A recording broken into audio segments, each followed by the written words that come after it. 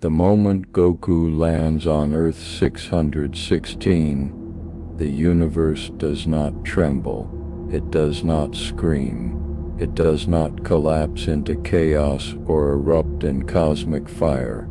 Instead, something far more dangerous happens.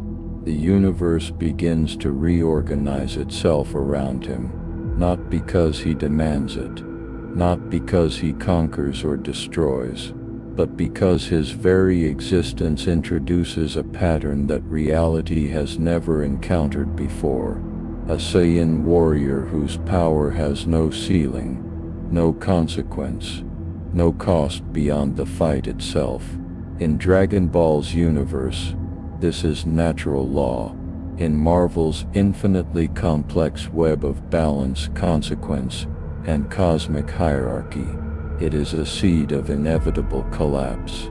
Goku stands in a field somewhere in rural America, brushing dirt from his gi. He doesn't remember how he got here. One moment he was training with Whis, pushing past new limits, feeling that familiar rush of breaking through another boundary. The next moment a rift opened, swallowed him whole, and spat him out into a world where the ki feels wrong. Not weaker, not stronger, just fundamentally different, like trying to breathe water instead of air. He reaches out with his senses, that instinctive awareness that has guided him through countless battles, and what he finds makes him smile.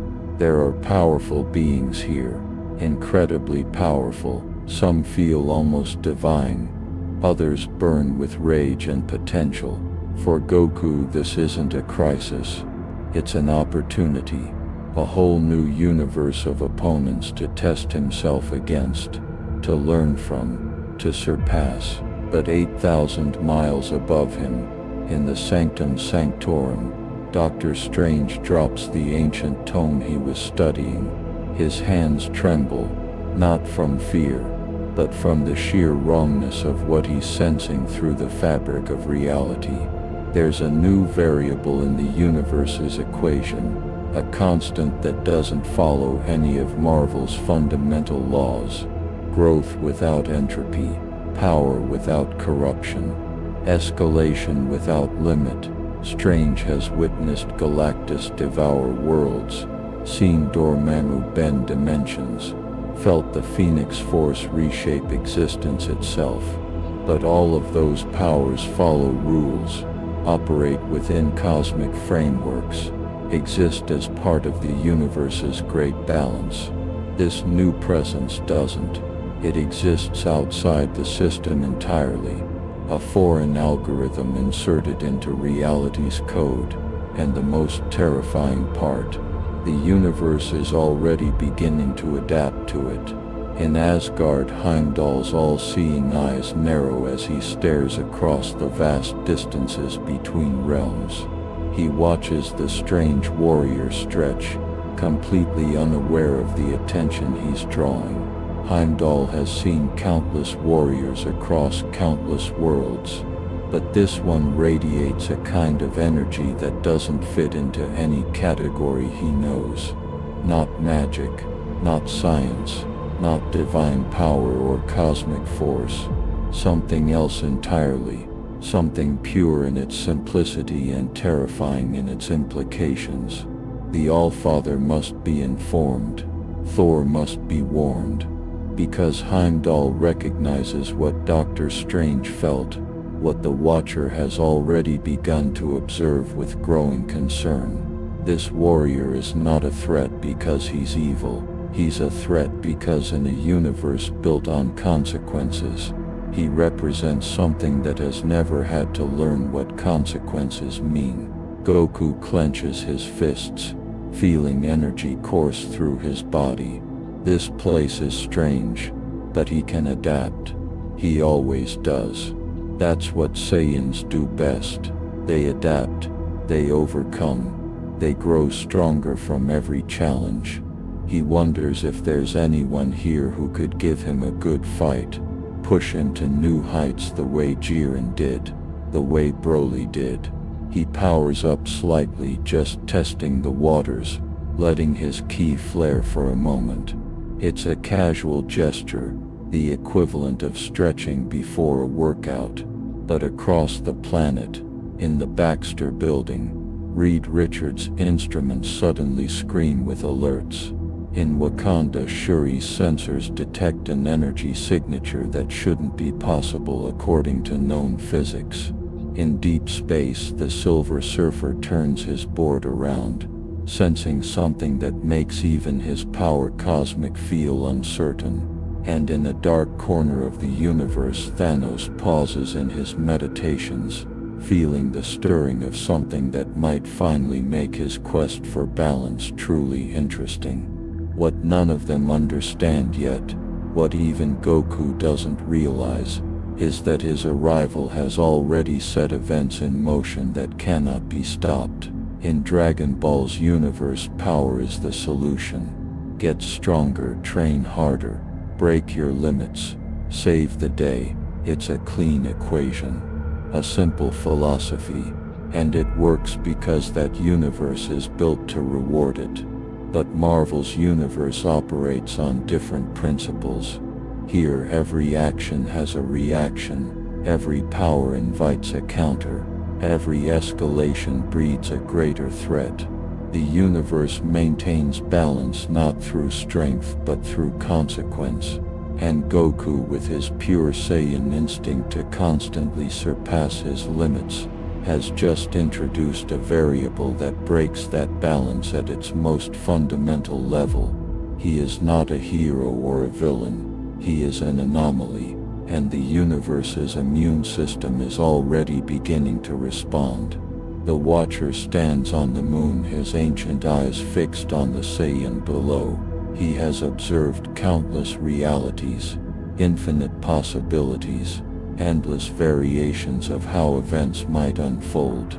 But this particular crossover carries a weight that even he finds concerning. Not because of what Goku might do with malicious intent.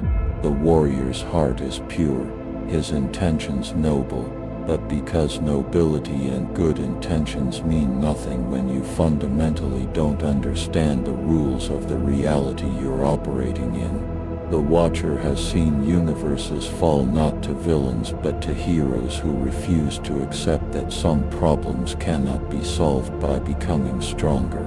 And now he watches as Earth 616 prepares to teach that lesson to someone who has never needed to learn it. The question isn't whether Goku will fight, the question is whether Marvel's universe will survive his education. This is not a story about who would win in a fight.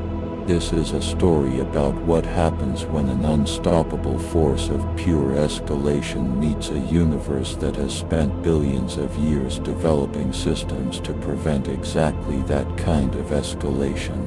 This is about how the strongest warrior in one reality might become the greatest threat to another, not through evil, but through the simple, terrible innocence of not knowing when to stop growing. And if you want to see how Marvel's greatest heroes, gods and cosmic entities handle a threat they cannot prepare for, cannot predict, and cannot simply overpower, then stay with me. Because Goku's arrival is just the beginning. The real question is what he'll become by the end. Within hours the Avengers are assembled, not because of an invasion, not because of a villain scheme, but because every sensor, satellite and mystic ward on the planet detected the same thing, an energy signature that appeared from nowhere and refuses to behave according to any known laws of physics. Tony Stark stands in the war room, holographic displays surrounding him showing impossible readings. This doesn't make sense, he mutters, fingers dancing across screens. The energy output is astronomical, but there's no radiation signature, no dimensional breach residue, no cosmic storm aftermath. It's like someone just decided to exist where they weren't before and reality just accepted it. Steve Rogers stands with arms crossed, studying the data he doesn't fully understand but recognizes as deeply wrong. He's fought gods and monsters, seen alien invasions and reality-warping villains. This feels different. Not hostile, just profoundly out of place. Goku, meanwhile, has started exploring. He flies low over forests and cities, marveling at the architecture, the technology, the sheer diversity of this new world. People point and stare as he passes overhead, some snapping photos, others calling the authorities. He doesn't mind the attention. He's curious about everything: the strange vehicles that don't run on capsule tech, the buildings that stretch impossibly high, the way everyone seems connected through small devices they constantly check. He lands in a park, considering whether he should try to find someone who can explain where he is when he feels it. A surge of energy approaching fast, massive, angry, growing stronger with every second. His Saiyan instincts kick in immediately, not with fear but with excitement. Finally, someone who wants to fight. He drops into a ready stance, grinning as a figure crashes down 50 feet away, crater forming beneath green feet. The Hulk has been sent not to fight but to assess. Bruce Banner volunteered, knowing that if this unknown entity proves hostile, the Hulk might be the only one who can match whatever power levels they're seeing. But the moment Hulk sees Goku's stance, sees that eager smile, something primal awakens. This isn't a threat cowering before the strongest there is. This is a challenge. This is someone who looks at the Hulk and sees not a monster but an opponent. Hulk smash. The green giant charges, fist pulled back, ready to end this in one blow. Goku doesn't dodge. He catches the punch with both hands, feet digging trenches through the earth as he slides back, where the shockwave flattens trees for 100 yards in every direction. And then Goku laughs, pure joy in his voice. Wow, you're strong, this is gonna be fun. He pushes back, not hard enough to seriously hurt, just testing, matching power to power. What follows is not a battle. It's an escalation loop that neither participant understands is fundamentally broken. In Dragon Ball, fights like this are training, growth opportunities, chances to push past limits. The Hulk gets stronger as he gets angrier. Goku gets stronger as he fights. Both are designed to escalate endlessly until one surpasses the other. But in Marvel's universe, the Hulk's power exists as part of a cosmic system. He has theoretical limits, connection points to deeper forces like the one below, all checks and balances built into his very nature. Goku has none of these. Every blow he takes he adapts to. Every attack he blocks he learns from. Within minutes he's matching Hulk's escalation perfectly. Within 10 minutes he's smiling wider because the Hulk is actually making him work for it. And in the Avengers War Room, the readouts become increasingly alarming.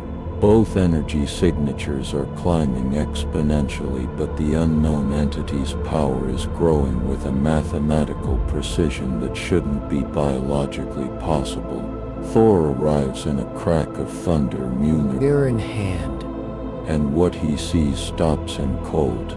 The Hulk, the strongest mortal he's ever known, trading blows with a warrior in orange who fights with technique, precision, and obvious joy. Buildings crack from the sheer pressure of their exchanges. The ground itself ripples like water. And most disturbing of all, Thor can see it. The strange warrior is holding back significantly, testing his opponent, learning his patterns. This is not someone fighting for survival or dominance. This is someone who views combat as art, as conversation, as pure expression. Thor recognizes it because he once fought the same way before. Centuries of war taught him that strength without wisdom leads only to ash and regret. Enough. His voice booms across the battlefield, charged with divine authority. Lightning crashes down between the combatants, forcing them apart. The Hulk snarls, frustrated at the interruption, but Goku simply looks up at the new arrival with undisguised fascination, powering down slightly. "Whoa, are you a god?" Goku's question is asked with the same innocent curiosity a child might ask an adult. There's no malice, no strategy, just genuine interest. Thor descends, hammer at the ready but not raised in threat. "I am Thor, son of Odin, protector of Midgard, and you, stranger, have brought chaos to this realm with your power." Goku rubs the back of his head sheepishly. "Sorry about that. I was just having a friendly sparring match. Your green friend here is really strong. I haven't had this much fun in a while." Thor's eyes narrow. A friendly sparring match that registered on seismic sensors across 3 continents. A casual test of strength that nearly leveled several city blocks. And the warrior speaks of it like discussing the weather. This is either masterful deception or something far more concerning, complete ignorance of the destruction his fun causes. Thor chooses his next words carefully. "Where do you come from, warrior? What realm claims you as its son?" Goku explains as best he can, mentions of other universes, different Earths, training with gods and angels, fighting to protect his friends and push his limits. To Thor it sounds like the ramblings of either a madman or something far outside Asgard's understanding of the 9 realms. But there's no deception in the warrior's case, no hidden malice. Just straightforward honesty and an almost childlike excitement about everything around him. "I'm Goku. I'm a Saiyan from Earth, though I guess not your Earth. I don't really know how I got here, but since I am here I was hoping to find some strong people to train with. You seem pretty powerful. Want to spar?" The casual offer, delivered with a bright smile, sends a chill through Thor's divine blood. Because he recognizes what he's looking at now. Not a conqueror, not a villain, but something potentially more dangerous, a warrior of infinite potential with no understanding of restraint, consequences, or the delicate balance that keeps reality from tearing itself apart. The universe has introduced a Saiyan into Marvel's framework, and neither side understands yet what that truly means. The Hulk, slowly calming back into Bruce Banner, staggers as the transformation completes. He looks at Goku with eyes that have seen the edge of the Hulk's rage and found something unsettling there. "He kept up," Bruce whispers to Thor. "The Hulk kept getting angrier, stronger, and this guy just matched it. Like he was waiting to see how high we could both climb. That's not normal. That's not how power works here." Thor nods grimly, understanding the implications immediately. In Asgard's long history he's encountered beings of immense power, celestials, elder gods, cosmic abstracts. All of them operated within cosmic hierarchies, bound by ancient laws and universal constants. This Saiyan seems to operate outside those constraints entirely, and if the Hulk's power, which has toppled gods and shattered dimensions, can be matched so casually by someone who considers it friendly sparring, then what happens when true threats emerge? What happens when Goku fights something that actually wants to kill him?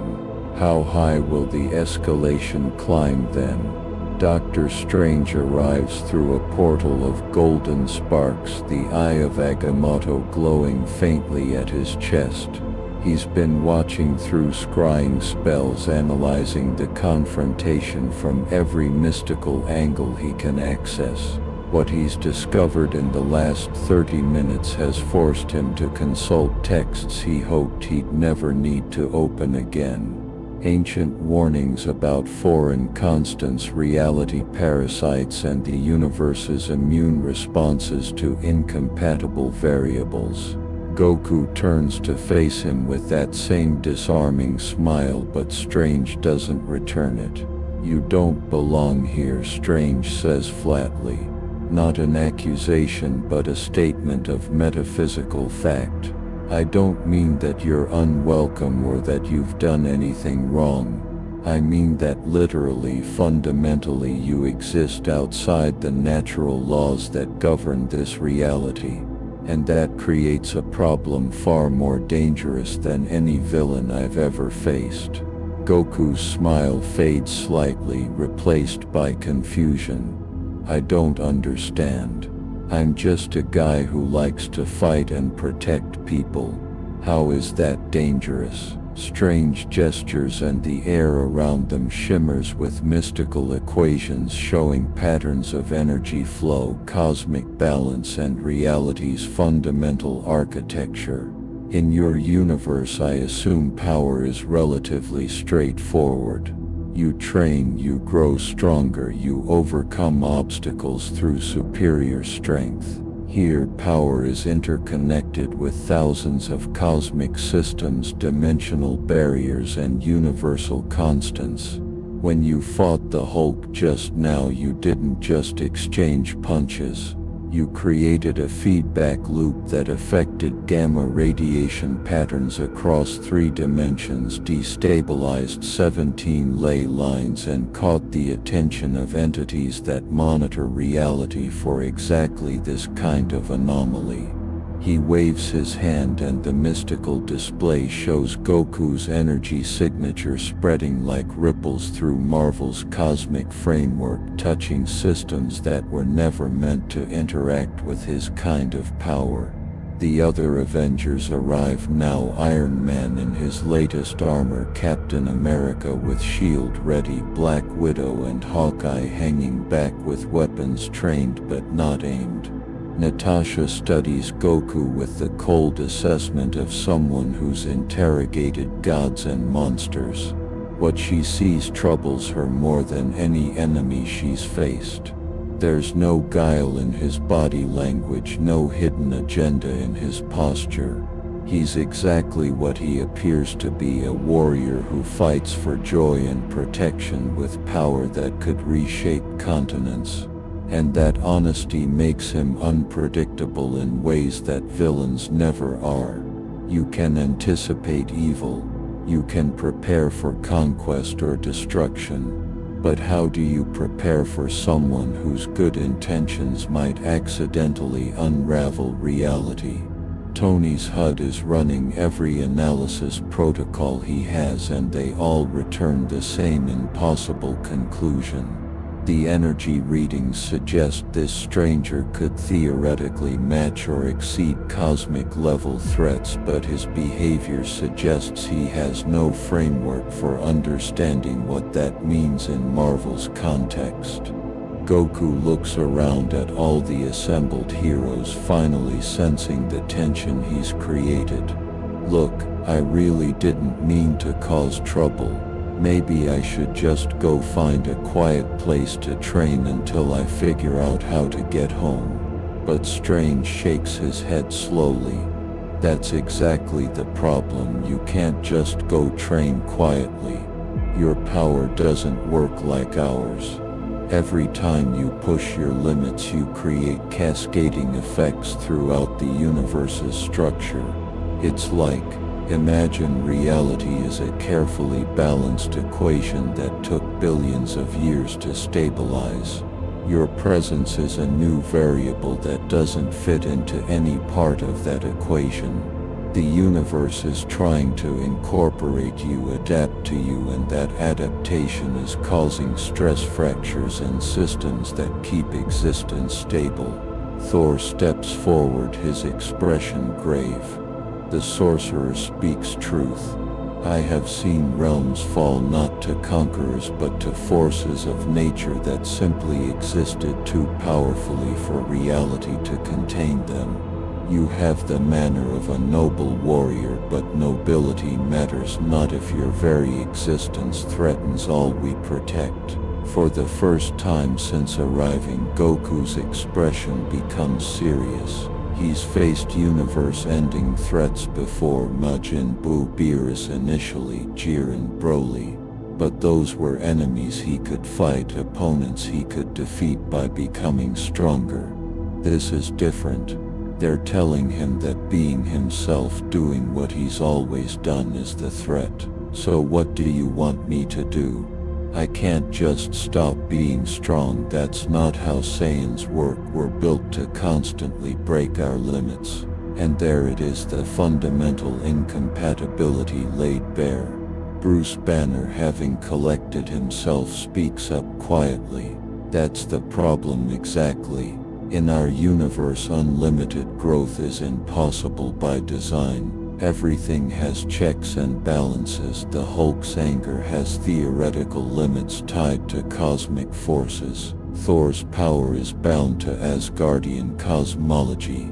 Even beings like Galactus operate within universal frameworks. You're describing a biological imperative that our reality has no mechanism to accommodate. It's like trying to run software designed for a completely different operating system. The Watcher, still observing from the moon, sees what the heroes cannot yet fully grasp.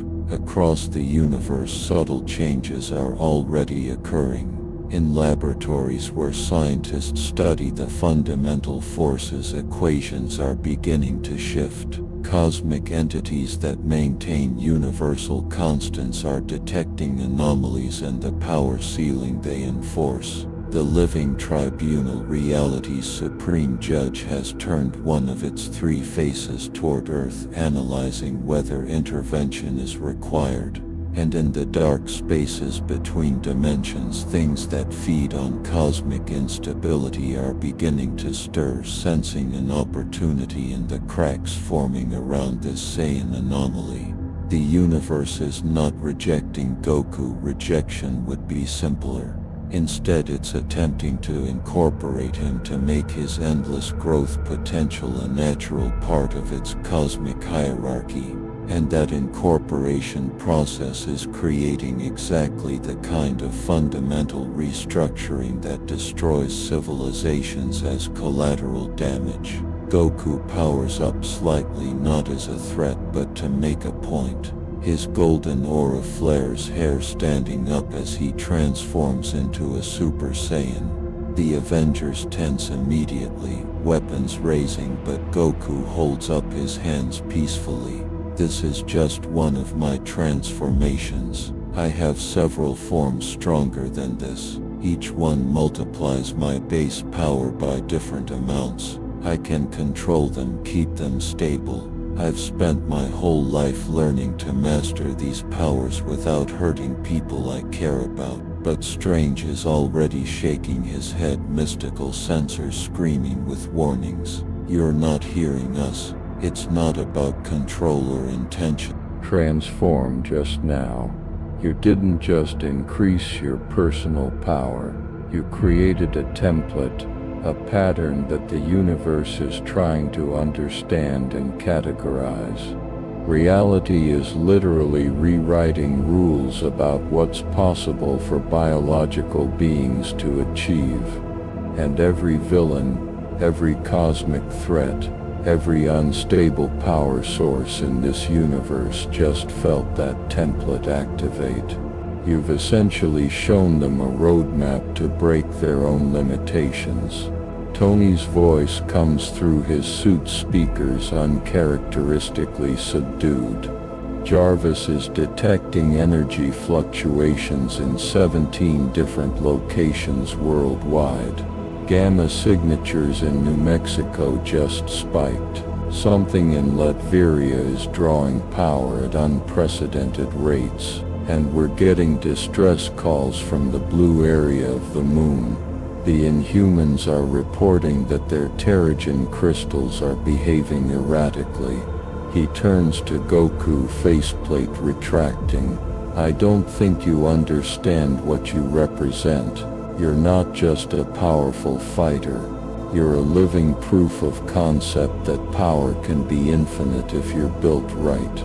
Every mad scientist, every power-hungry sorcerer, every cosmic tyrant in this universe just learned that unlimited growth is possible. They're going to try to replicate it, and reality itself is going to start accommodating that possibility. You haven't just entered our universe, you've infected it with the concept of unlimited escalation. The words hang in the air like a death sentence, and for the first time since arriving, Goku begins to understand that strength alone cannot solve this problem. The Silver Surfer arrives without warning, his board materializing above the assembled heroes in a streak of cosmic energy. Norrin Rad has served as Galactus's herald for centuries, has witnessed the birth and death of galaxies, has seen powers that would drive mortals mad with a single glimpse. But the expression on his metallic face is something the Avengers have rarely seen, uncertainty bordering on fear. The power cosmic warns me of a fundamental disturbance, he says, his voice carrying the weight of cosmic authority. Something has entered this reality that does not conform to the universe's established power hierarchy. I came to investigate, to determine if this represents a threat to the balance my master maintains. His silver eyes fix on Goku, and for a long moment the two simply regard each other. The surfer sees a warrior whose energy signature suggests near infinite potential. Goku sees another incredibly powerful being, and despite everything, feels that familiar excitement building in his chest. Before anyone can speak, the sky splits open, not with violence but with the simple terrible certainty of cosmic attention focusing on a single point. The Watcher descends, breaking his sacred vow of non-interference for the first time in thousands of years. His presence alone makes the Avengers step back. When Uatu acts directly, reality itself is at stake. I have observed countless realities. The Watcher's voice resonates through every mind present. I have seen universes where heroes fall, where villains triumph, where all life ends in fire or ice or silent entropy. But I have never witnessed what is beginning here. This being, he gestures to Goku, represents a cosmic paradox. He is not malevolent. He does not seek dominion or destruction. Yet his mere presence is causing the universe to restructure itself in ways that will lead to catastrophic instability. Already I can see branching timelines where this interaction cascades into universal collapse. Goku feels the weight of those words like never before. In his universe, when powerful beings appeared, you either befriended them or fought them. Problems had solutions, training had results, but here these cosmic entities are telling him that his existence itself is the problem, and no amount of strength or good intentions can change that fundamental fact. Then tell me what to do, Goku says, and there's a desperation in his voice the Avengers have never heard from any warrior before. I've always protected people. I've died for my planet multiple times. I've fought gods and monsters to keep my universe safe. But now you're saying that just being here makes me a threat. There has to be something I can do. The Watcher's expression, usually impassive, shows something that might be pity. The tragedy of your situation is that there is no villain to defeat, no training that will resolve this. You are not the disease. You are the cure from a different patient introduced into a body that will reject it with fatal consequences. Doctor Strange has been consulting the Eye of Agamotto,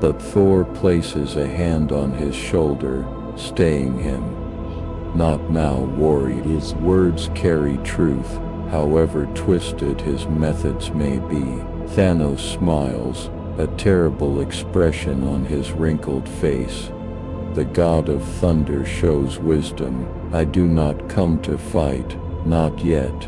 I come because I must understand what happens when unstoppable growth meets a universe built on necessary limits. You see, Saiyan, I have spent lifetimes studying universal balance. I know that unchecked growth of populations, of power, of ambition, leads only to collapse. And now you arrive, biological proof that infinite growth is possible. Do you know what will happen when others learn this truth? When every power seeker in this reality realizes that the ceiling they believed absolute is merely a choice." His words echo Strange's warning, but where Strange spoke with concern, Thanos speaks with the satisfaction of someone whose dark philosophy has been validated. The Watcher raises his hand, and the air shimmers with cosmic vision. Suddenly, everyone present can see what he sees, branching timelines spreading like cracks through ice. In one future, a version of the Red Skull gains access to Saiyan DNA, and creates super soldiers that escalate beyond control. In another, Dr. Doom analyzes Goku's transformation pattern, and applies it to his mystic armor, becoming a god threat that requires the Beyonders to intervene. In yet another timeline, the Celestials detect the fundamental changes to Earth's evolutionary patterns, and deem the planet too unstable to continue existing. The visions multiply, Apocalypse adapting Saiyan growth to his ancient body, the Scarlet Witch's chaos magic influenced by the new patterns of unlimited potential, the Hulk's evolution taking on characteristics that break even his world-breaker form's theoretical limits. Every possible future shows the same pattern: escalation, adaptation, and eventual catastrophic instability. And in the center of each vision, Goku stands not as villain or hero, but as the epicenter of changes that the universe cannot safely accommodate. The visions fade, and Goku sinks to his knees, the weight of understanding finally breaking through his warrior's optimism. He's faced overwhelming power before, he's stared down gods and demons, but he's never faced a problem where his very nature, his Saiyan heritage, the thing that makes him who he is, represents an existential threat to an entire universe of innocent people. "This can't be right," he whispers. "I've saved my universe so many times. I've protected Earth, defeated tyrants, stopped gods from destroying everything. How can the same strength that saved my world be what destroys yours?" Thor kneels beside him, recognition in his ancient eyes, because strength without context is merely force, warrior, and force applied to a system not built to withstand it, no matter how noble the intention, leads only to ruin.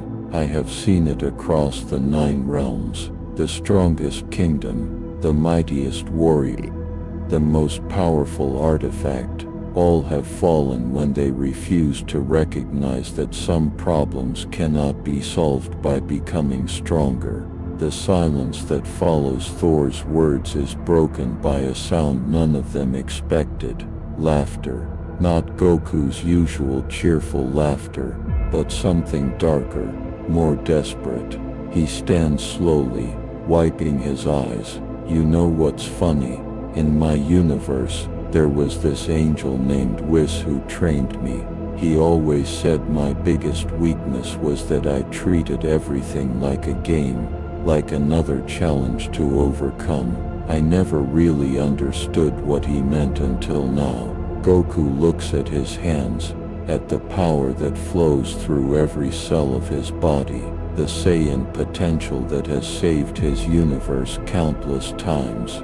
I thought coming to a new universe would just mean new opponents, new friends, new adventures. I never imagined that the thing that makes me a hero in my world would make me a threat in yours. Captain America steps forward, shield lowered. You're not a threat because you're evil. You're a threat because you're exactly who you are. Someone who never stops growing stronger. And in our universe, that kind of unlimited growth breaks everything. Doctor Strange creates another mystical display, but this time it shows not futures but the present moment across multiple dimensions. In the dark dimension, Dormammu has noticed the fluctuation in universal constants and is probing for weaknesses to exploit. In the negative zone, Annihilus has detected the change in power dynamics and is mobilizing his forces. On Sakaar, the Grand Master has sensed a new variable in his cosmic gaming and is already placing bets on how the universe will respond. Even in the quantum realm, where Kang the Conqueror plots across timelines, the anomaly has been noted and contingency plans are being rewritten. Every major power player in this reality is responding. Strange explains, not because you've done anything overtly hostile, but because your presence has announced to every ambitious being in existence that the rules they thought were absolute are actually flexible. You're not just one powerful fighter. You're proof that unlimited escalation is possible, and that proof is more dangerous than any weapon. The Silver Surfer's eyes suddenly glow with the power cosmic, and his voice takes on a resonance that suggests Galactus himself is observing through his herald. The Devourer of Worlds has reached a conclusion. This anomaly cannot be allowed to integrate into the universal framework. 3 options exist. First, the Saiyan must be contained in the dimension where his growth cannot affect our reality's stability. Second, his power must be permanently suppressed through cosmic seal, rendering him no more threatening than a normal human. Third, he must be eliminated entirely, erased from this universe as though he never arrived. The casual delivery of these options, imprisonment, depowering or death, sends a chill through even the hardened heroes. Tony Stark's voice cuts through the tension. Those are the options. Lock him up forever, strip everything that makes him who he is, or kill him. He hasn't actually done anything wrong. This is like executing someone for a crime they might commit in a future that only maybe happens. But Thanos shakes his head slowly, and his response carries the weight of terrible logic. No, Stark, this is like stopping a plague before it spreads. The Saiyan is not guilty of malice, but guilt is irrelevant when existence itself hangs in balance. I have watched civilizations collapse under the weight of their own success, seen species extinct themselves through unlimited growth. This warrior represents that same pattern compressed into a single biological entity. Every moment he remains in this universe, he teaches reality that unlimited power is achievable. And reality is already learning that lesson. As if to punctuate his words, the ground trembles, not from an earthquake, but from something deeper. Cosmic infrastructure adjusting to accommodate new parameters. Across the planet, people with latent powers feel something shift inside them. Barriers they didn't know existed suddenly feeling less absolute. The mutation rate begins to climb. Old power sources respond to new patterns. The universe is adapting, and adaptation is the problem. Goku looks at the assembled cosmic powers, heroes and villains, and makes a decision that goes against every instinct his Saiyan biology screams at him to resist. I'll leave, not to another dimension or locked away. I'll find a way back to my universe, or to somewhere that can handle what I am. I won't let my existence destroy innocent people. But the Watcher shakes his head sadly. The contamination has already begun. Even if you leave now, the pattern has been established. The universe has learned that your kind of unlimited growth exists. That knowledge cannot be unlearned. It will continue to propagate through cosmic systems, dimensional burying evolutionary patterns. Leaving now would be like removing a virus after it has already replicated through the host. The damage will continue to spread. The words hit harder than any physical blow Goku has ever taken. He didn't just threaten this universe by being here. He infected it with something that will outlive his presence, regardless of what he does now. Strange opens a portal, and through it they can see the Sanctum Sanctorum's deepest vault. Ancient weapons rest there, god killers, reality anchors, cosmic sealers, tools designed to deal with threats that transcend normal heroics. There is one option that Galactus's herald did not mention, though I suspect he knows of it. The chains of Sidorak, combined with the seal of the Fishenti, could theoretically anchor your power to this universe's natural laws. It would not strip your strength entirely, but it would bind your growth to Marvel's cosmic framework. You would still be powerful, perhaps among the strongest mortals, but you would have limits, real limits, the kind that cannot be surpassed through training or transformation. Goku stares at the mystical chains visible through the portal, understanding what's being offered. Accept permanent limitation. Become bound to this universe's rules. Give up the thing that defines him as a Saiyan, the ability to always surpass his limits, or refuse, and watch as these heroes and cosmic entities do whatever they deem necessary to protect their reality from what he represents. Thor speaks again, and there's genuine sympathy in his voice. I know what is being asked of you, warrior. To bind oneself to limits after knowing limitless potential is a cage worse than any physical prison. But consider, would you rather be a warrior with boundaries who can still protect and fight, or a destructive force that must be neutralized for the sake of all existence? Goku closes his eyes, thinking of Chi-Chi and Gohan and Goten, of his friends back home who depend on his strength to protect them. If he accepts these chains, he can never go back to being what they need. His power would be forever defined by Marvel's rules, his Saiyan potential chained to a cosmic framework that never wanted him in the first place. But if he refuses, these beings will have no choice but to treat him as an existential threat. And despite everything, he can't bring himself to fight people who are just trying to protect their universe the same way he's always protected his. Before Goku can answer, the sky erupts with golden light.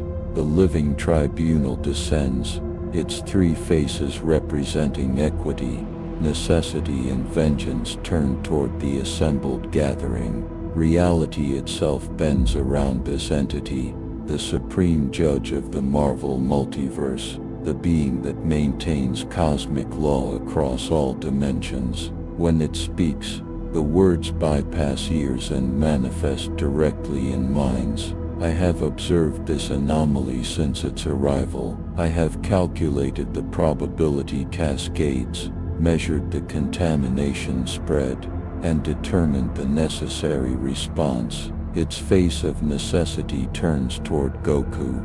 You are not guilty of crime. You are guilty of existence in improper context. Its face of equity regards the assembled heroes. You seek justice in an unjust situation.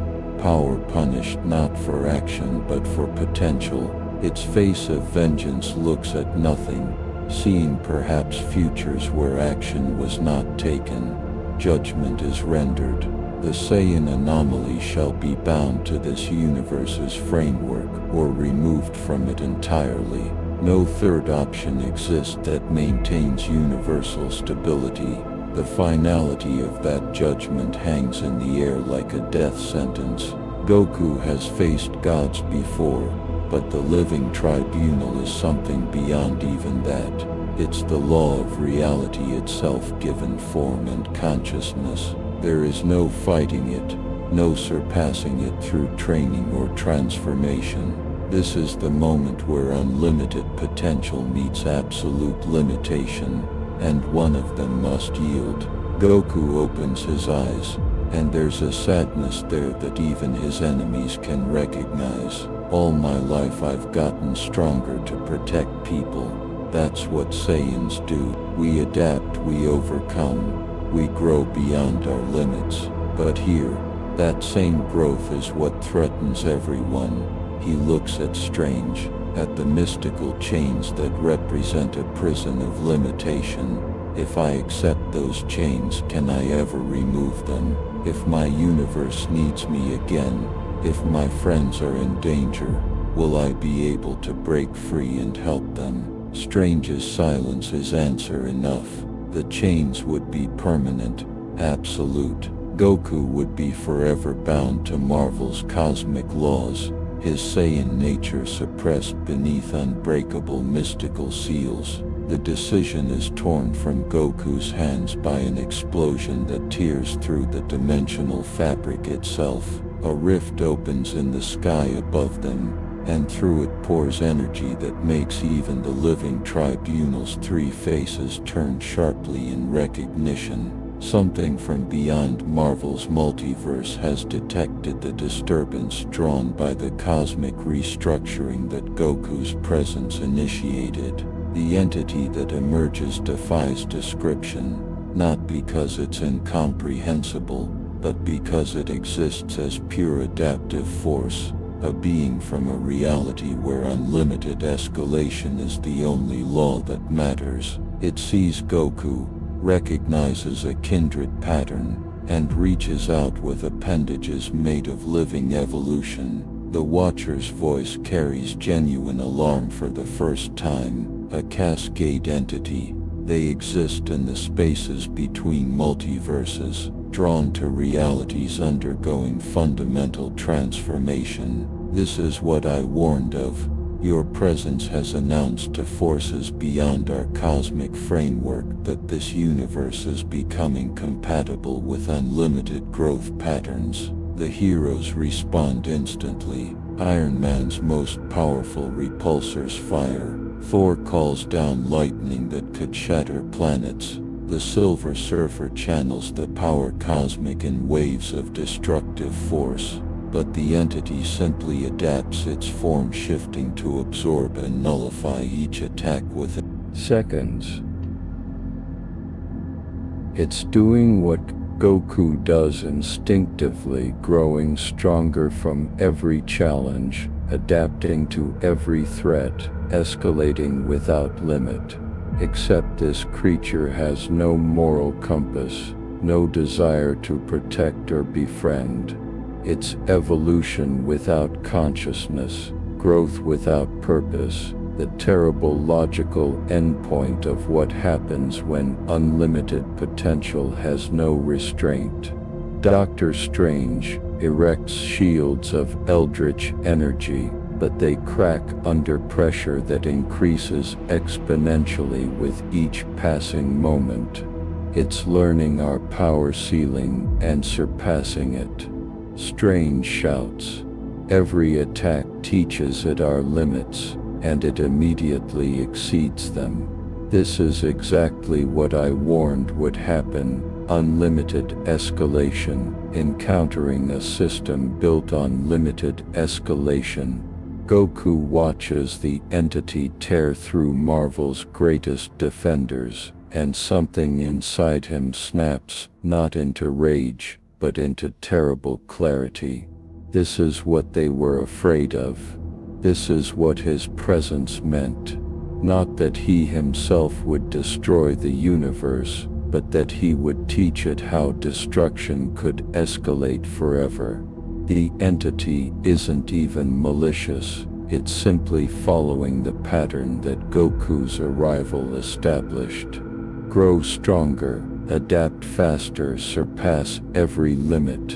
In Dragon Ball's universe, that pattern built heroes. In Marvel's universe, where such patterns were never meant to exist, it breeds cosmic horrors, without thinking, operating purely on warrior's instinct.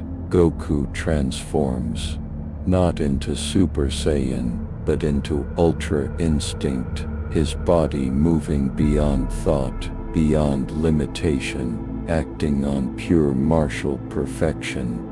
His silver-haired form blurs into motion, striking the Cascade entity with precision that bypasses its adaptive defenses. For a moment it works. The creature recoils, unable to adapt fast enough to a fighting style that operates outside conscious strategy. But even as Goku fights, he can feel what's happening. The living tribunal's judgment manifests as cosmic pressure, trying to force him back into normal limits. The universe itself resists his ultra instinct form, treating it as the foreign element it truly is. Every move he makes against the entity, he can feel reality straining to accommodate the power he's channeling. And worse, he can sense the Cascade entity learning from him, beginning to understand not just his technique, but the very concept of ultra instinct. It's copying the pattern, adapting to the idea that combat can transcend conscious limitation. He's not just fighting the entity, he's teaching it how to be more dangerous. Thanos watches with grim satisfaction, his dark philosophy validated in real time. Do you see it now, Avengers? This is why unlimited growth must be culled.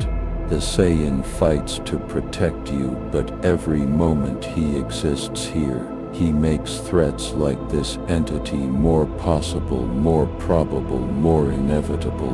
The Watcher suddenly calls out, more rifts opening. The dimensional barriers are destabilizing. The entity's presence is drawing others. And he's right. Across the planet, reality begins to tear. In New York, a creature of pure mutation potential manifests, its form cycling through evolutionary possibilities faster than the eye can track. In Wakanda, the vibranium begins resonating at impossible frequencies, trying to adapt to the new cosmic patterns. In Latveria, Dr. Doom's instruments detect the changes and he begins calculations that will haunt the universe for years to come. The cascade is no longer theoretical, it's happening in real time, spreading across Earth like cosmic wildfire. Every powered being on the planet feels it, that sudden loosening of limits they thought were absolute. Mutants begin manifesting secondary and tertiary abilities. Enhanced humans feel their powers fluctuating wildly. Even normal people sense something fundamental has shifted in what reality considers possible. Captain America, shield battered and cracked, stands beside Goku as they both face the Cascade entity. "I don't blame you for this," Steve says, breathing hard. You didn't ask to come here. You didn't choose to be incompatible with our universe. But that doesn't change what's happening. He looks at the rifts opening in the sky, at the heroes struggling against an enemy that grows stronger by the second, at the very fabric of their reality beginning to buckle. Sometimes the right thing and the necessary thing aren't the same. Sometimes good people have to make terrible choices to protect the world they love. Goku understands what Steve isn't quite saying. The chains Strange offered aren't going to be enough anymore. The contamination has spread too far too fast. The Living Tribunal's judgment will be enforced whether Goku accepts it willingly or not. And if he keeps fighting an Ultra Instinct, he'll only make the cascade worse, teach more entities how to break their limits, show more villains what's possible when you refuse to accept boundaries. He powers down, and the sudden absence of his silver aura feels like surrender. The cascade entity immediately surges forward, sensing weakness, ready to consume and adapt from this reality's newest pattern. But the Living Tribunal acts before it can strike. Reality itself crystallizes around the entity, cosmic law manifesting as absolute mathematical certainty. The creature fights, adapts, tries to evolve past the containment, but there are some things that cannot be surpassed through escalation alone. The Living Tribunal represents the framework itself, the rules that define what power even means. Fighting it isn't about being strong enough. It's about trying to break the concept of rules while still existing within a reality that runs on them. The entity freezes, trapped in suspended animation between one microsecond and the next, held in cosmic stasis until the universe decides how to properly categorize and contain it. But everyone watching knows this is a temporary solution. More will come. The pattern has been established. The cascade has begun. Dr. Strange approaches Goku, the mystical chains floating beside him, glowing with power that transcends physical reality. The choice is no longer yours to make. The Living Tribunal has rendered judgment, but I want you to understand this isn't punishment, it's quarantine. You're not being imprisoned because you're evil, you're being bound because you're incompatible, and your incompatibility is contagious. Goku looks at the chains, then at the heroes he's fought beside for mere hours but who have shown him more about the nature of power than years of training ever did. If I accept the chains, will I at least remember who I was? Will I remember that I could fly, transform, push past limits?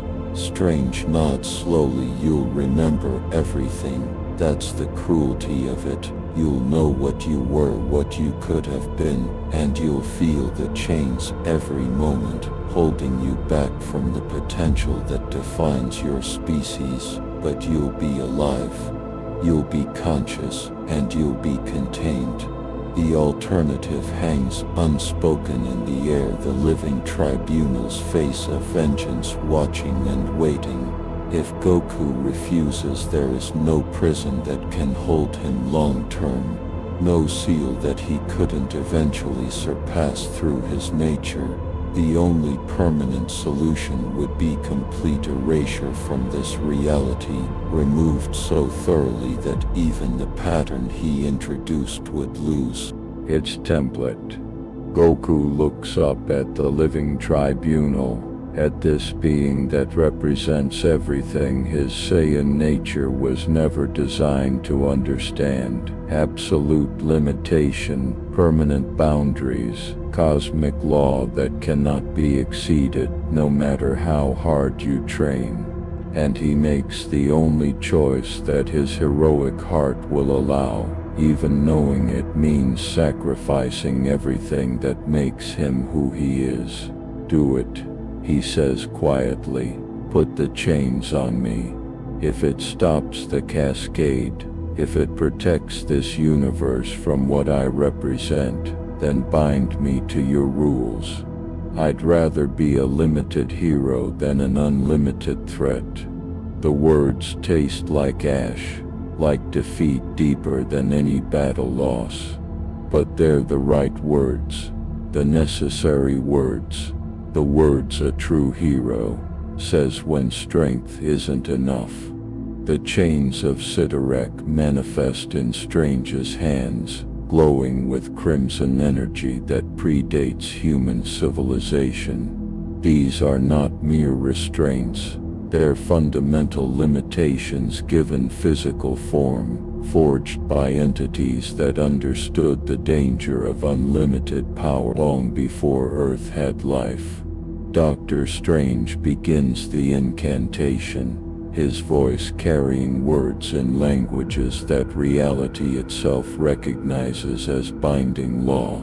The seal of the Vishanti activates in concert, golden light spiraling around Goku in patterns that look almost beautiful, like galaxies being born and dying in fast motion. But Goku can feel what's happening beneath the visual spectacle. Every cell in his body screams in protest as cosmic law begins rewriting the fundamental code of his Saiyan biology. His potential, that infinite well of growth that has defined every victory he's ever achieved, is being capped, sealed, bound to Marvel's framework of absolute limitations. The pain is unlike anything Goku has experienced. Not physical agony, he's endured that countless times, trained through injuries that would kill normal beings, fought past exhaustion and beyond death itself. This is metaphysical suffering, the sensation of having part of your essential nature torn away and locked behind barriers you'll never be able to break. He feels his Super Saiyan transformations being anchored to specific power multipliers that can never increase. His Ultra Instinct technique being classified as a skill rather than a state of limitless potential. His Senkai boosts, the Saiyan ability to grow stronger after near-death experiences, being reduced to minor percentage increases rather than exponential leaps. Everything that made him Goku, that made him the warrior who could always surpass any obstacle, is being systematically dismantled and reconstructed according to Marvel's cosmic architecture. The chains wrap around him, invisible to normal eyes but burning in his consciousness like brands of permanent limitation. Thor watches the binding with ancient eyes that have seen too many warriors broken by forces beyond their control. He remembers his own limitations, the lessons beaten into him over centuries about why godhood comes with restrictions, why even Asgardian power has boundaries. He sees in Goku something of his younger self, that absolute confidence that strength could solve any problem, that unlimited growth was not just possible but righteous. And he sees that confidence being surgically removed, replaced with the cold knowledge that some ceilings cannot be broken, some limits cannot be surpassed. This is the price of existence in a universe not built for your kind, Thor murmurs, though whether he's speaking to Goku or himself is unclear. We all bear chains, Saiyan. Some are simply more visible than others. The words offer little comfort, but they're true. Every being in Marvel's universe operates within cosmic constraints, whether they know it or not. Goku's chains are just more explicit, more immediate, more cruel in their precision. The Silver Surfer, still channeling the power cosmic, can see the binding on a level beyond mortal comprehension. He watches as Goku's energy signature, which has been a chaotic pattern of unlimited potential since arrival, begins to crystallize into something defined, measurable, absolute. The Saiyan's power is being translated into Marvel's language, given specific values assigned to particular categories, locked into cosmic hierarchies that prevent the kind of exponential growth that threatens universal stability. It's like watching a wild force of nature being domesticated, turned from a river that could carve canyons into a fountain that flows within carefully constructed boundaries. The surfer knows this feeling intimately. His own power, vast as it is, operates within frameworks established by Galactus, by cosmic law, by the simple fact that even the power cosmic has defined limits. Now Goku joins that category of beings who are powerful but fundamentally contained.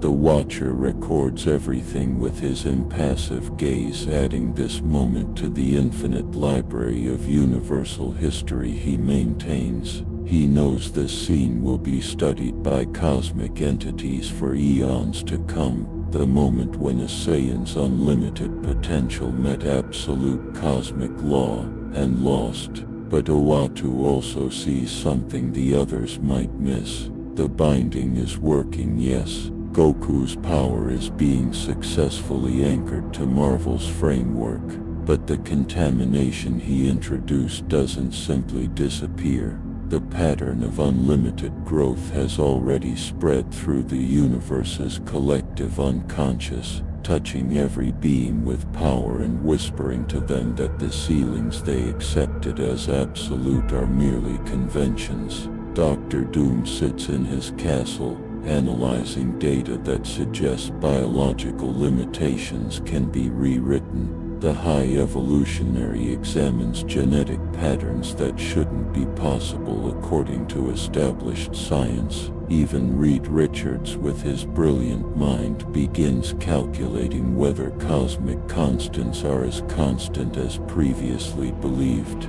The cascade has been stopped in Goku, but the idea of the cascade lives on. As the binding reaches its conclusion, Goku feels his connection to his Saiyan nature straining and then settling into new permanent boundaries. He tries to power up to feel that familiar rush of energy multiplying through his body, and finds it capped at levels that would have been laughable to his old self. His Super Saiyan form is still accessible, but it no longer represents unlimited potential. It's just a state, a fixed multiplier, a tool rather than a transformation that could grow forever. He attempts to sense his Ultra Instinct and finds it locked behind restrictions so fundamental he'll never be able to access it again without breaking the very laws of reality itself. And his ability to grow stronger through training, that core Saiyan trait that has carried him from a low-class warrior to someone who could shake universes, is now bound to diminishing returns, to logarithmic curves, to the same limiting factors that govern every other being in Marvel's cosmic framework. He is still powerful by human standards, perhaps even among the strongest mortals in this universe, but he is no longer Goku as he understands himself. Tony Stark's sensors detect the moment the binding locks into place, and he lets out a breath he didn't know he was holding. The energy reading stabilized, dropping from impossible to merely extraordinary. The dimensional rifts begin to seal, no longer drawn to a pattern of unlimited escalation. Across the planet, the cascade effects start to reverse as reality recognizes that the foreign element has been properly contained and classified. But Tony also sees something troubling in his data. The binding required an enormous expenditure of cosmic energy channeled through Doctor Strange, enforced by the Living Tribunal's judgment, anchored by artifacts that predate human history. And it barely worked. The fact that it took forces of that magnitude to contain one Saiyan warrior tells Tony everything he needs to know about how dangerous Goku truly was, and how narrow their escape from universal destabilization really came. One warrior. One person who just wanted to train and fight and protect others, and it nearly broke everything. Doctor Strange completes the final words of the binding ritual, and the chains vanish from sight, but everyone present knows they're still there, woven into Goku's existence at a level deeper than flesh or energy. Strange looks exhausted, aged by the effort of channeling cosmic law through mortal form. "It's done," he says simply. Goku is now bound to this universe's power structure. He can still train, still grow, still fight, but his growth will follow our rules now, logarithmic rather than exponential, with hard limits he cannot surpass regardless of effort or transformation. He's been effectively classified as a cosmic-level mortal with defined parameters. The clinical description of what amounts to spiritual imprisonment hangs in the air. Goku stands there, still powerful, still dangerous by most standards, but fundamentally changed in ways that will haunt him for the rest of his existence. He's traded unlimited potential for the privilege of continuing to exist, and everyone watching knows that for a Saiyan built to constantly surpass his limits, this binding is a prison more complete than any physical cell could ever be. The Living Tribunal's three faces regard Goku one final time, and its voice resonates with cosmic finality. Judgment has been enacted, the anomaly is contained, universal stability is preserved. Let this serve as precedent. Foreign constants that threaten reality's coherence will be adapted to local law or removed from existence. This mercy is granted once. The implication is clear. If Goku somehow breaks these chains, if he manages to resume his unlimited growth, there will be no second chance, no trial, no binding ritual, only erasure so complete that even the concept of him will be removed from the timeline. The Living Tribunal vanishes, its three faces turning to other matters across infinite realities. The Silver Surfer departs as well, returning to his eternal vigil. The Watcher lingers for just a moment longer, his ancient eyes meeting Goku's, and there's something that might be respect or pity or both. Then he too fades, returning to his moon to observe and record but never again to intervene so directly. And Goku is left standing among Marvel's heroes, bound by chains invisible to the eye, but heavier than worlds, a warrior whose strength now has permanent limits he can feel with every breath. Weeks pass, and Goku remains on Earth, not because he's found a way home but because the dimensional rift that brought him here closed permanently during the binding ritual. The cosmic chains that limit his power also anchor him to this reality, making interdimensional travel impossible without risking another cascade event. He trains with the Avengers, learning to fight within his new limitations, and the experience is profoundly disorienting. Every sparring session ends with him hitting a ceiling he can feel but never break through. He pushes himself to exhaustion, recovers, trains again, and finds his power increasing by fractions of percentages rather than the multiplicative leaps his Saiyan biology promised. Thor watches him struggle with sympathy that borders on grief. You fight against the chains every moment, the god observes after one particularly frustrating session. I can see it in your movements, feel it in your energy. You instinctively reach for power that no longer exists, transformations your body remembers but can no longer access fully. This is a special kind of torture for one such as you. Goku sits against the training room wall, breathing hard, staring at his hands like they belong to someone else. Back home, if I hit a wall, I just trained harder, pushed past it, found a new transformation, a new technique, a new limit to break.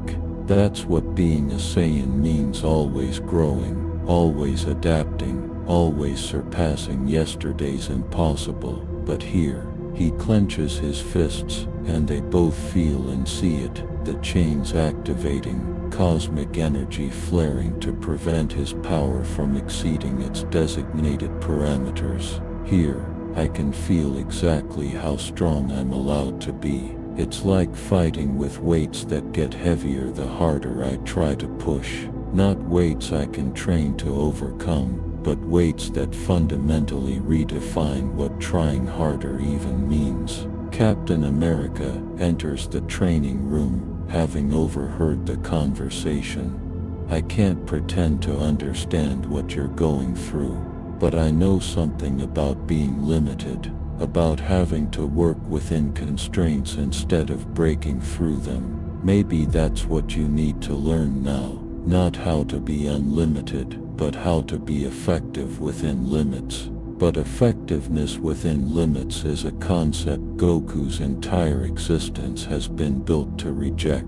In Dragon Ball, limits existed to be broken. Every ceiling was just the floor of the next level. Every impossible challenge became possible through determination and growth. Marvel's universe operates on fundamentally different principles. Limits exist because unlimited growth threatens universal stability, and accepting those limits is part of existing responsibly within reality's framework. It's a philosophical gap that cannot be bridged through training or transformation, only through fundamental change in perspective. And changing perspective means accepting that everything his Saiyan nature tells him is right. Constant growth, limitless potential, breaking boundaries is actually dangerous here. It's like asking a bird to accept that flying threatens the sky, or asking water to understand that flowing downhill destabilizes the mountain. His very nature is incompatible with responsible existence in this universe, and the chains are a constant, burning reminder of that incompatibility. Meanwhile, across the universe, the consequences of Goku's arrival continue to unfold in ways both subtle and catastrophic. In Latveria, Dr. Doom has completed his analysis. He cannot replicate Saiyan biology. The binding ritual and living tribunal's intervention made sure no direct copying is possible, but the concept, the proof that biological systems can be designed for unlimited escalation, has given him insights into his own mystic armor's limitations. He begins experiments that blur the line between technology, magic and genetic manipulation, seeking to create not Saiyan transformation, but Doom transformation, a framework where his power can grow within this universe's rules, but at rates previously thought impossible. The work will take years, perhaps decades, but Doom is patient, and he now knows something he didn't before. The ceiling is not as absolute as cosmic entities would have mortals believe. Goku didn't break Marvel's laws. He proved they could be bent, negotiated with, worked around, and that knowledge is more dangerous than any weapon. In deep space, Thanos meditates on what he witnessed. A warrior whose unlimited growth threatened universal balance, exactly as his philosophy has always warned. But where others saw a threat contained, Thanos sees validation. His quest for balance, His belief that unchecked growth leads to collapse has been proven correct by cosmic law itself. The living tribunal, reality's supreme judge, agreed with him. Limited growth, he becomes more convinced than ever that his methods, however brutal, serve a necessary cosmic function. And if one Saiyan warrior could nearly destabilize the universe simply by existing, how much destabilization is caused by billions of beings, all growing, consuming, expanding, without regard for cosmic limits? The Mad Titan's resolve strengthens. His plans, temporarily disrupted by the Saiyan anomaly, resume with renewed purpose. He will bring balance. He will enforce limitation. And now he has cosmic precedent to justify his actions. The universe itself declared that unlimited growth must be contained. Thanos simply extends that logic to its inevitable conclusion. The High Evolutionary, in his secret laboratory, analyzes genetic patterns that shouldn't exist according to terrestrial evolution. The cascade may have been stopped, but the brief window when reality's rules loosened left traces in Earth's collective genetic unconscious. He observes mutations occurring at rates that violate established evolutionary models. Latent X genes activating in individuals with no family history of mutation. Enhanced humans discovering their powers no longer have the hard limits previously documented. The changes are subtle, barely detectable, even with his advanced instruments. But they're there, spreading through humanity's genetic code like a beneficial virus, teaching biological systems that the ceilings they accepted as absolute are actually negotiable. The High Evolutionary sees this as the next step in human evolution, not Saiyan transformation, but the concept of transformation itself being written into human potential. He begins cataloging subjects, planning experiments, preparing for a future where humanity's evolutionary trajectory has been fundamentally altered by exposure to a warrior from a universe where growth had no limits. Back on Earth, Goku sits with Peter Parker on a rooftop, watching the city lights flicker in the darkness. Spider-Man has been assigned as something between a friend and a monitor. Someone who can relate to having great power and learning responsibility, but also someone who can report if Goku shows signs of breaking his binding. You ever feel like your power is a curse? Goku asks quietly. Peter considers the question, thinking about Uncle Ben, about the people he couldn't save, about the weight of responsibility that comes with strength. Sometimes, when I can't be everywhere, can't save everyone, but mostly I feel lucky. I got these abilities, and I get to use them to help people. Isn't that what you want too? Goku nods slowly. Yeah, but back home helping people meant getting stronger. Someone threatens Earth, I train harder, break my limits, come back strong enough to beat them. It was simple. Here, getting stronger is the threat. How do I protect people when the thing that makes me able to protect them is the thing everyone's afraid of? Peter doesn't have a good answer, because there isn't one. Goku's situation is unique, a hero trapped in a reality that treats his heroic qualities as existential threats. But Peter tries anyway. Maybe it's not about how strong you are. Maybe it's about how you use whatever strength you have. I'm not cosmic level powerful. I can't punch planets or fight gods, but I stop muggers, save people from burning buildings, help old ladies cross the street, small stuff that still matters. Maybe that's what you do now, work within your limits instead of trying to break them. The words are well-intentioned, but Goku can hear the unspoken truth beneath them. Peter is telling him to become less, to accept diminishment, to find meaning in being a shadow of what he was. And maybe that's the only wisdom available in a universe that cannot safely contain what he truly is. But accepting it feels like betraying everything his Saiyan heritage stands for. Everyone back home who depends on his unlimited potential to keep them safe. As if sensing Goku's turmoil, Dr. Strange appears in a portal of golden light. "Walk with me," he says, and it's not quite a command, but definitely not a request.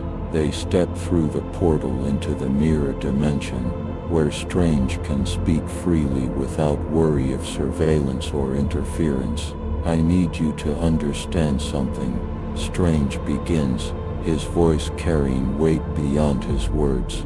"The binding we placed on you, it's not punishment, and it's not permanent in the sense that you'll never grow stronger. You can still train, still improve, still develop new techniques, but your growth will be logarithmic. The stronger you get, the harder it becomes to get stronger still.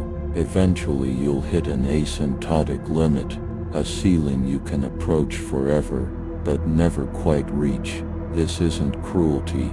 This is how every being in our universe operates. The difference is, you're aware of the chains. You can feel them. Most beings never realize they're limited, because they were born within the framework. You're feeling the cage because you remember what it was like to be free." Strange continues, his expression grave in the shifting reflections of the mirror dimension. "There's something else you need to know, something the living tribunal forbade me from telling you immediately. The binding didn't just limit your power, it severed your connection to your home universe, permanently." The words hit Goku like a physical blow, harder than any punch he's ever taken. Strange sees the devastation in his eyes and presses on, needing him to understand the full scope of what was done.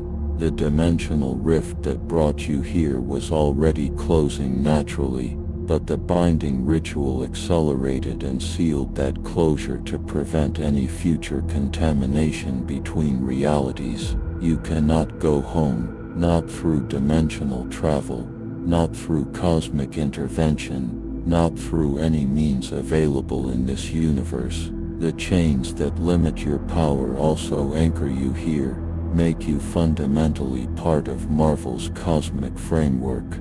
You're no longer a visitor from another reality. You're a permanent resident, bound by our laws, subject to our limitations. Goku's legs give out, and he sinks to his knees in the mirror dimension's impossible geometry.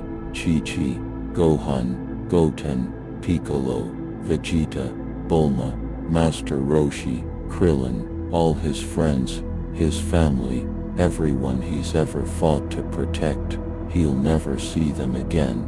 They don't even know what happened to him, can't know, because the dimensional barrier between realities is now absolute. In his universe, he's simply vanished, disappeared during training with no explanation, no closure, no goodbye.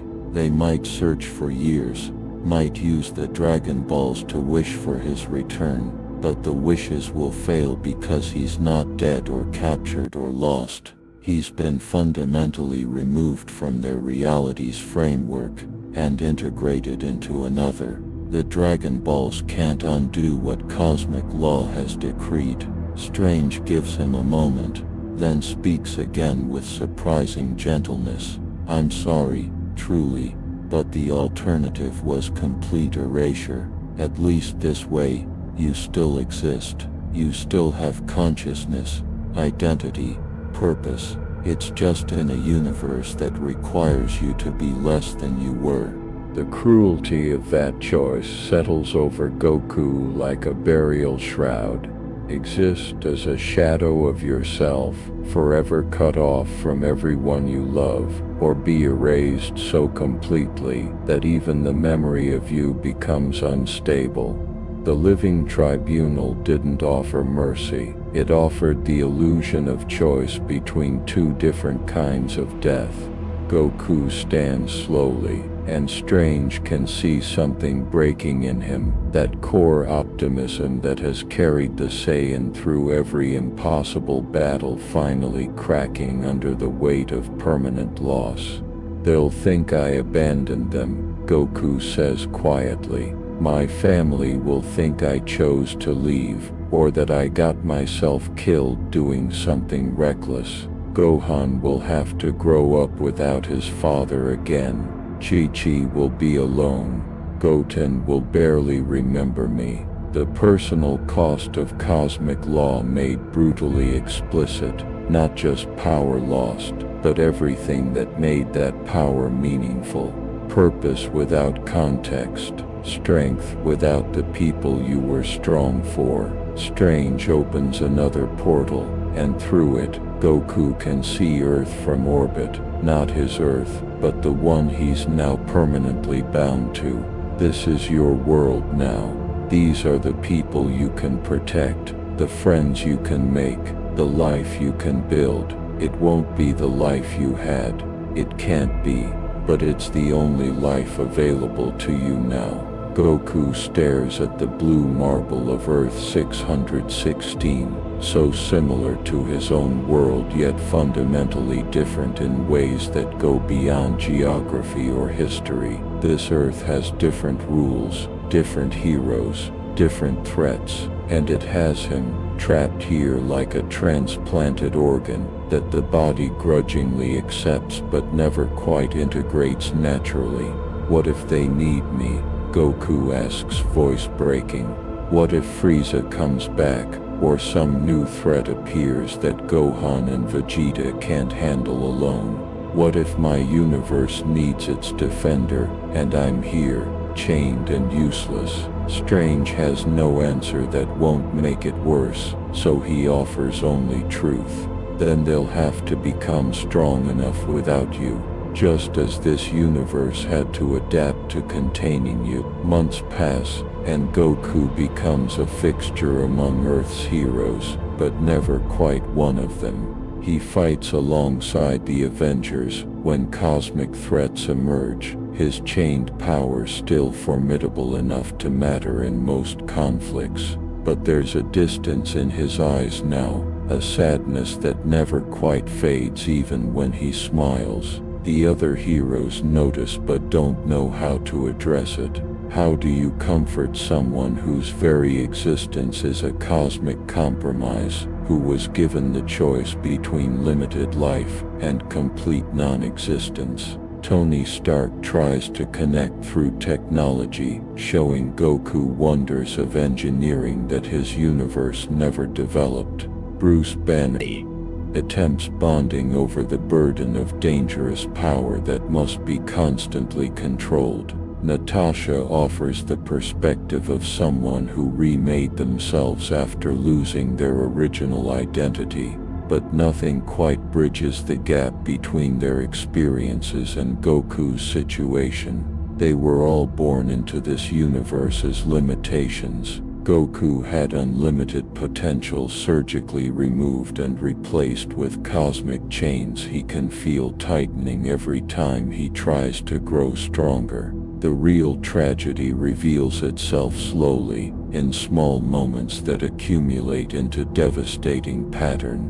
Goku training alone in the early morning, pushing against limits that no longer yield, his face showing frustration that gradually hardens into resignation. Goku watching Thor spar with the Hulk, seeing echoes of his own battles with Vegeta, and having to excuse himself before the memories become too much. Goku staring at the stars at night, knowing his home is out there somewhere in the infinite multiverse, close enough to imagine but impossible to reach. The heroes begin to understand they're watching something unprecedented, a warrior slowly dying not from injury or age, but from the absence of the thing that defined his existence. Saiyans are built to grow, to constantly surpass their limits, to find meaning in endless escalation.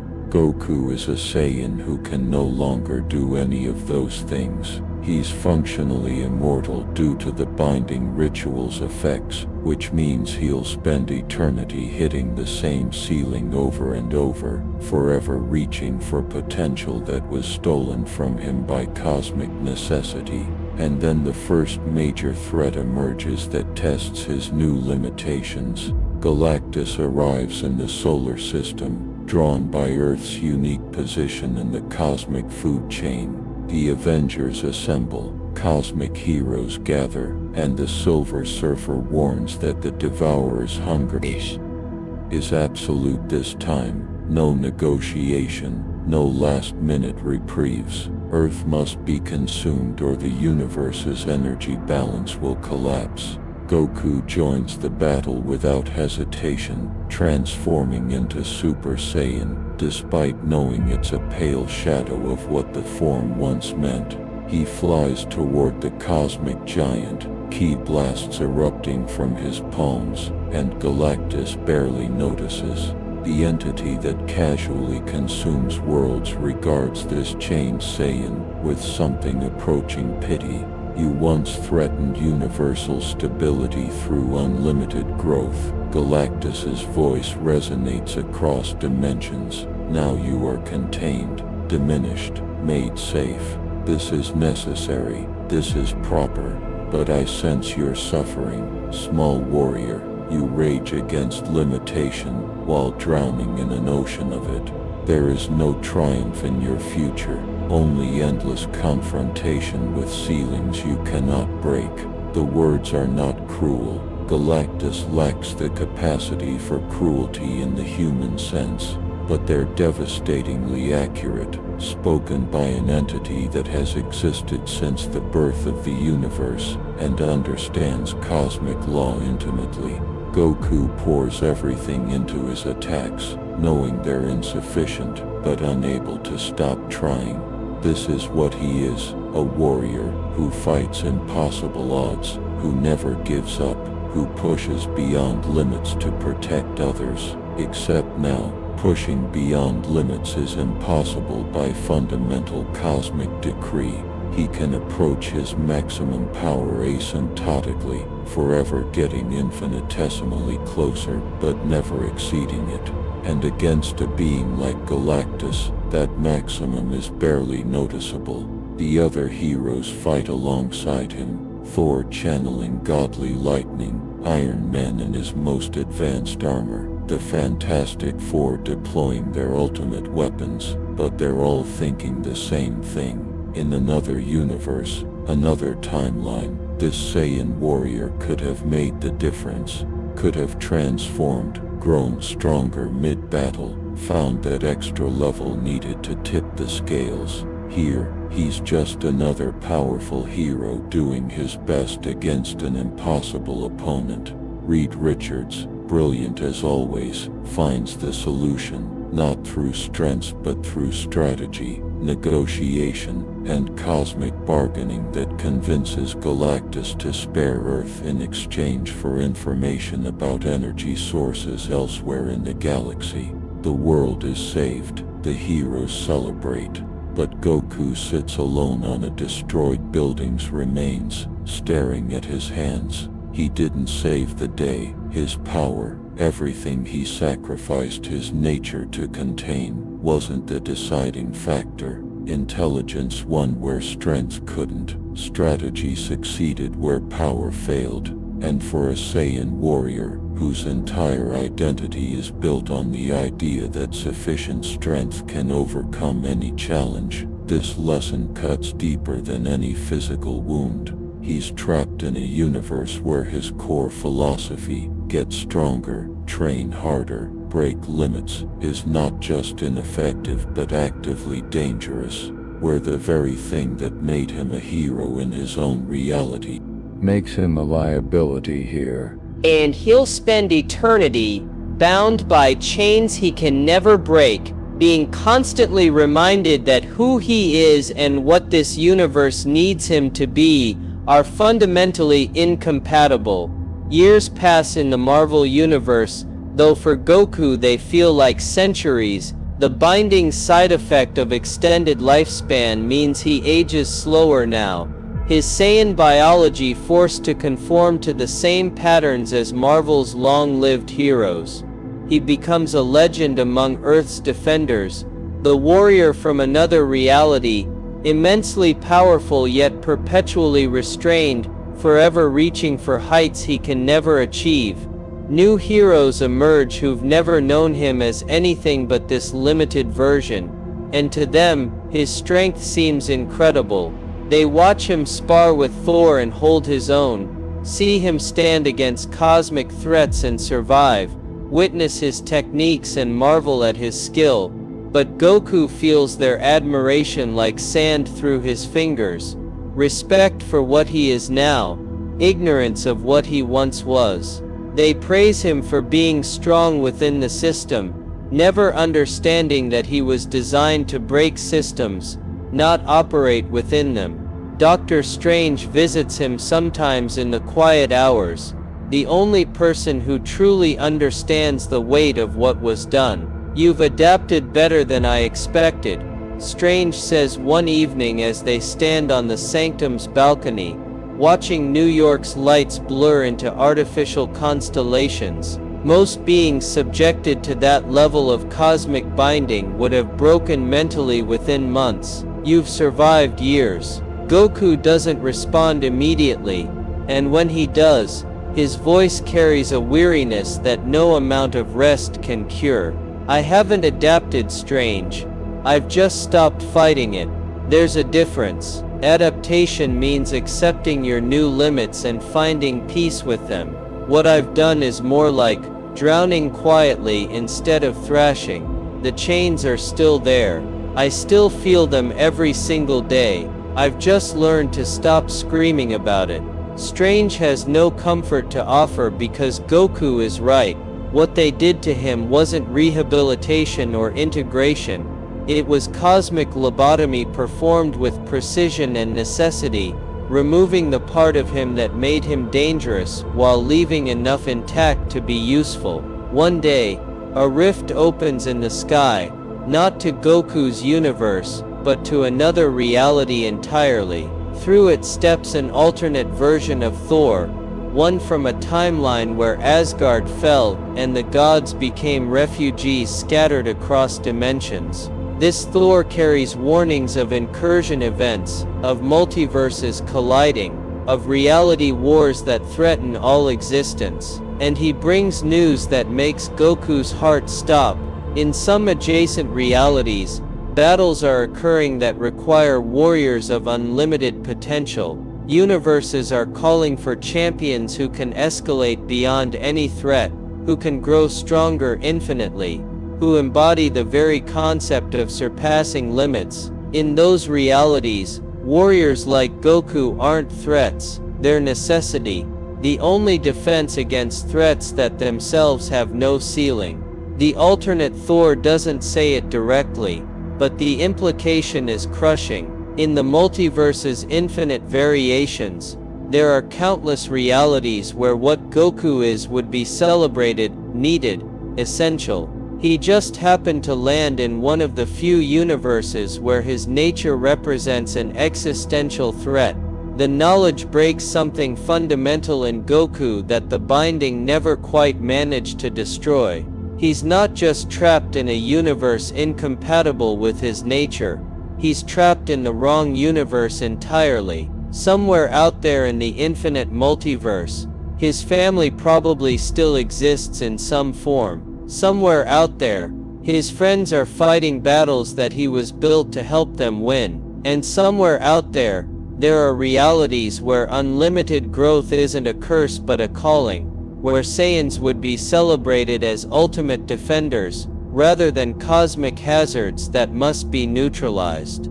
But he's here, permanently anchored to Earth 616 by chains woven from cosmic law, unable to reach any of those possibilities, forever confined to the one reality where being himself is too dangerous to allow.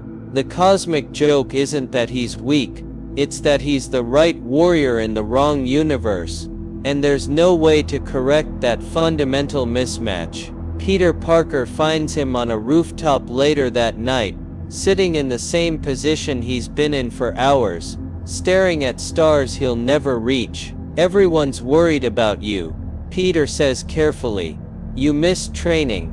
That's not like you." Goku laughs, but it's hollow, empty of the joy that used to define his every expression.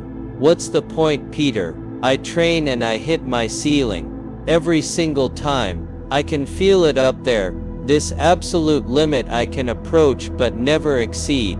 Back home, training meant growth, improvement, surpassing yesterday's impossible. Here, it just means maintaining what little I was allowed to keep." Peter sits beside him, struggling to find words that might help. Maybe meaning isn't about constant growth.